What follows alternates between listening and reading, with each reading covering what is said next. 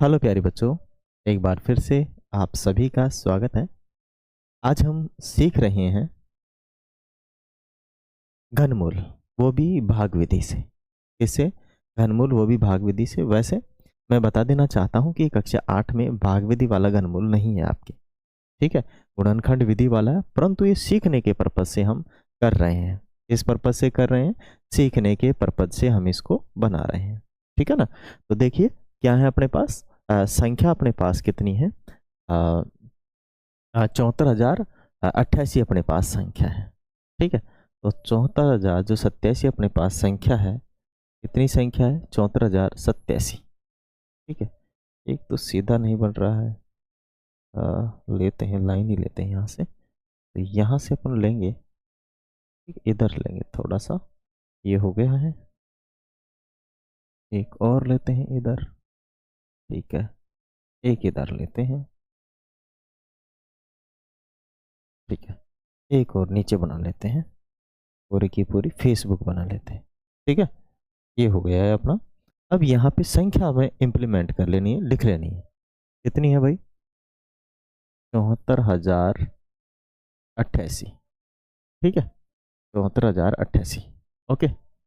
अब देखो, अब आप देखिए आराम से, सवालों को समझिएगा। कितनी आसानी से हम भाग विधि से घनमूल सीख लेंगे, ठीक है। कौन सी विधि से?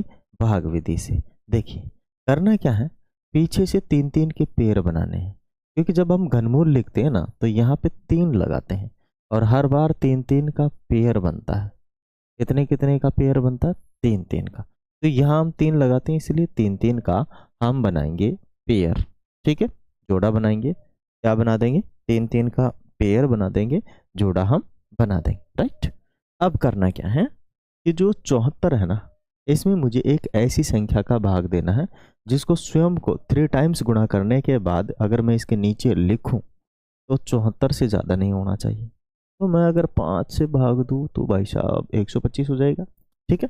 अगर मैं यहाँ पे 5 लिखूं, 5 से भाग दूं तो इसका मतलब है 5 गुणा 5 गुणा 5, तो ये तो 125 हो गया, ज़्यादा हो गया। तो मैं 4 से भाग दूंगा, किससे दूंगा? 4 से, ठीक है। 4 एक ऊपर भी लिखूंगा और मैं 4 को 3 बार गुणा करता हूँ ना तो 64 ही आ रहा है, ठीक है। 16 और 16 चौको 64, ठीक है, 64 ही आ रहा है। मतलब अपना काम ठीक है। और यहाँ पे मैं इसको लिखूंगा, 3 बार जोड़ूंगा और यहाँ लिख दूंगा भाई 64, घटाऊंगा इसे और इसको जोड़ूंगा कितना? 12। तो 12 लिखूंगा यहाँ और एक स्पेस दे दूंगा मैं खाली, छोड़ दूंगा कि यहाँ कोई अंक आएगा, ठीक है। यहाँ पर कोई अंक आएगा, इसीलिए मैंने इसको स्पेस दिया है, ठीक है। अब देखो बाबू, ये तो हो गया अपना। घटाने पर 0, क्या हो गया? क्यों नहीं चल रहा है? अब चलेगा। कितना बचेगा? 0। कितना बचेगा? 0 और इधर बचेगा 1, और पूरा का पूरा पेयर एक बार में उतार लेंगे, ठीक। पूरा तीनों का जोड़ा, यहाँ 3 का जोड़ा आता है। कितने का आता है? 3 का। अब मुझे लगाना है अप्रोक्सीमेशन। क्या लगाना है? अप्रोक्सीमेशन। अप्रोक्सीमेशन क्या होता है जरा देखिए। अपने को क्या करना है, जब अपने पास ये अंक आ गया है तो पीछे से अभी 2 अंक छोड़ देने हैं। कितने अंक छोड़ देने हैं? 2। और मुझे ले लेना है 100, ठीक है।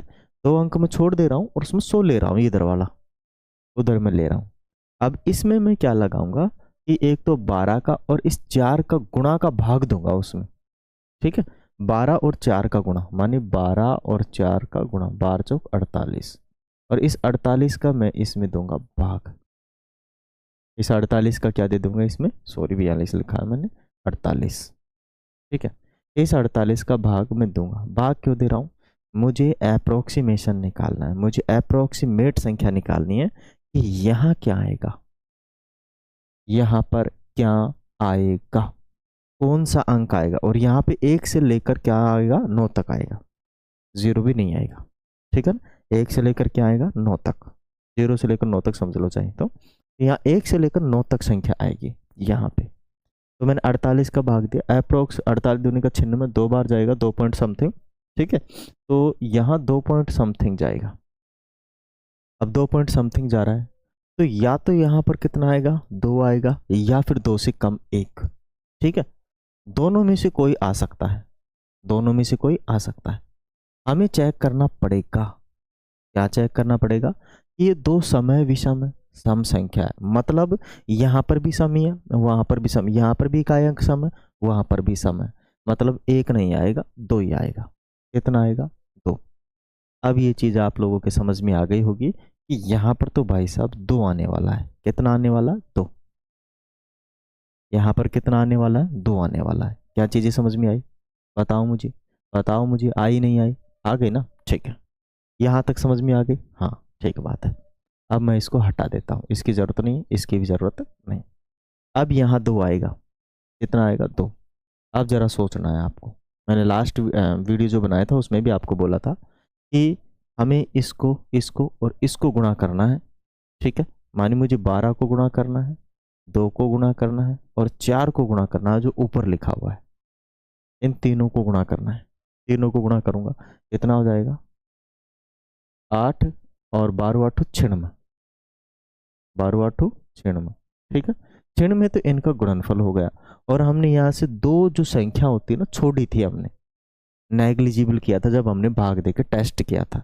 तो ऐसी कंडीशन में यहाँ पर हम डबल जीरो अपनी इच्छा से लगा लेंगे। क्या लगा लेंगे, अपनी इच्छा से डबल जीरो लगा देंगे।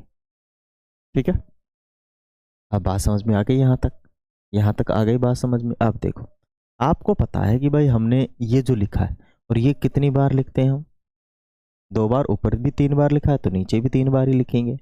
तो अब इन तीनों का गुणा इसमें जोड़ेंगे, मतलब 122 गुणा 2 गुणा 2, इन तीनों का गुणा इसमें जोड़ेंगे, यहाँ पे ऐड करेंगे। तो करो गुणा, ये हो गया 4, 4 तो ये हो गए, 4 को 2 से गुणा करेंगे 8, और 4 को 2 से गुणा करेंगे 8, और ये 4। ठीक है, तो ये हम जोड़ देंगे 488 इसमें ऐड कर देंगे, कितना हो जाएगा, 8 8 और 0 हासिल का 1, ये लो, ये संख्या मिलेगी, डेफिनेट मिलेगी। क्या मिलेगी, ये संख्या आपको डेफिनेट मिलेगी। अब यहाँ हमने 2 उतारा था तो बस यहाँ पर भी 2 उतार लेना है। ठीक है, और ये हो गया अपना आंसर।